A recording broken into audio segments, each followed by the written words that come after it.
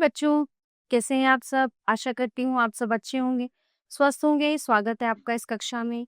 आइए आज हम पढ़ते हैं हिंदी का पाठ 15 नदी का रास्ता। ये कविता है एक नदी के बारे में कि जब एक नदी को कोई रास्ता बनाकर तो नहीं देता ना। नदी जब बहती जाती है तो अपना रास्ता खुद ढूंढती चली जाती है, खुद वो अपना रास्ता बनाती चली जाती है। तो यही बात इंसान पर लागू होती है कि तुम्हें रास्ता कोई दिखाएगा नहीं, कोई बताएगा नहीं। चलते जाओ, अपना रास्ता खुद बनाते जाओ और मंजिल तक पहुंचते जाओ। आइए बढ़ते हैं इस कविता। प्रस्तुत कविता में कवि ने नदी के माध्यम से एक महत्वपूर्ण प्रश्न उठाया है कि जीवन में आगे बढ़ने के लिए व्यक्ति की इच्छा शक्ति और परिस्थितियों में से किसका अधिक महत्व है।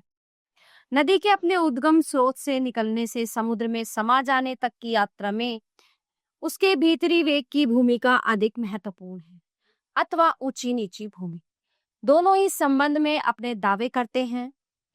कवि किधर है सत्य, इस प्रश्न का उत्तर पाठकों को विचार करने के लिए छोड़ देते हैं। नदी को रास्ता किसने दिखाया? सिखाया था उसे किसने कि अपनी भावना के वेग को उन्मुक्त बहने दो, कि वो अपने लिए खुद खोज लेगी सिंधु की गंभीरता स्वच्छंद बहकर, कि वो खुद बहकर अपने लिए खुद रास्ता बना लेगी और खुद ही समुद्र में जाकर मिल जाएगी। कोई नहीं बताएगा उसको। ऐसे हम पूछते आए युगों से और सुनते भी युगों से आ रहे।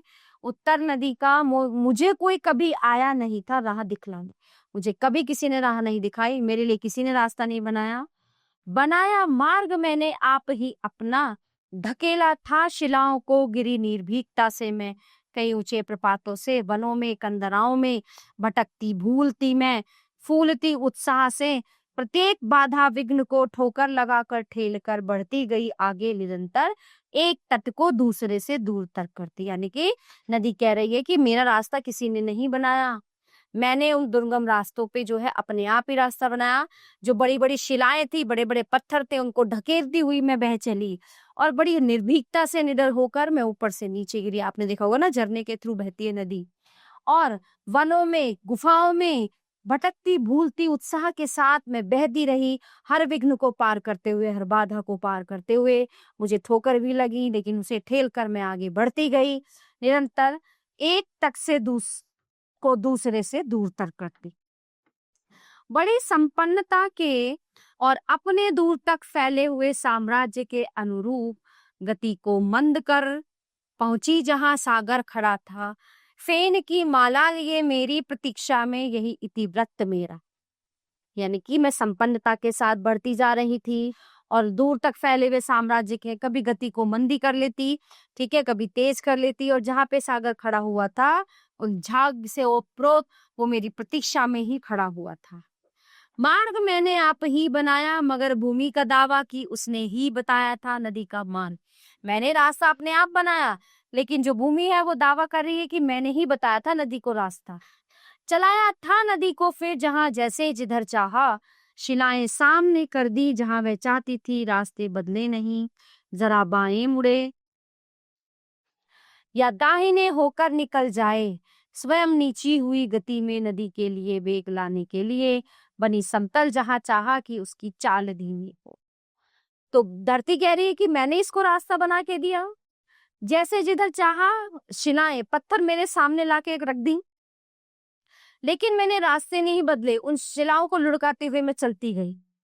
जहां बाएं मुड़े या दाहिने निकल जाए, स्वयं नीची हुई और गति में नदी के वेग लाने के लिए जहां पे समतल होके बहने की जरूरत थी वहां मैं समतल होकर बह रही थी। बताती राह गति को तीव्र अथवा मंद करती, जंगलों में और नगरों में नचाती, ले गई भोली नदी को भूमि सागर तक, किधर है सत्य मन के वेग ने। यानी कि बताती रही राह गति को तीव्र, कि अब तेज बहना है, मंदी बहना है। जंगलों में और नगरों में जो है मैं बहती हुई जा रही हूँ।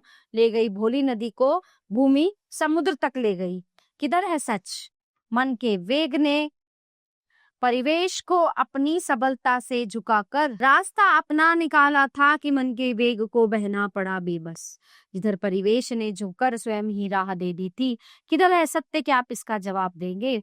तो परिवेश को अपनी सबलता से, यानी कि परिवेश जो वातावरण है उस वातावरण को अपनी शक्ति से झुकाकर अपना रास्ता मैंने खुद खोज निकाला था और अपने मन के वेग को बेबस यानी कि मजबूर होकर बहना ही पड़ा, जिधर परिवेश ने झुककर मुझे खुद ही रास्ता दे दिया था। कहाँ है सत्य? क्या आप इसका जवाब देंगे? तो कहने का मतलब ये है, मैंने किसी से भीख नहीं मांगी, मेरा किसी ने रास्ता कहीं कुछ नहीं बना के दिया। जहां जैसे जो जो परिस्थितियां मेरे सामने आती गई, मैं उनको पार करके बहती गई और जाकर समुद्र में मिल गई, यानी कि अपनी मंजिल तक पहुंच गई। प्यारे बच्चों, ये पाठ यहीं पे समाप्त होता है। आशा करती हूँ आपको अच्छे से समझ आया होगा। मिलते हैं अगली कक्षा में। धन्यवाद।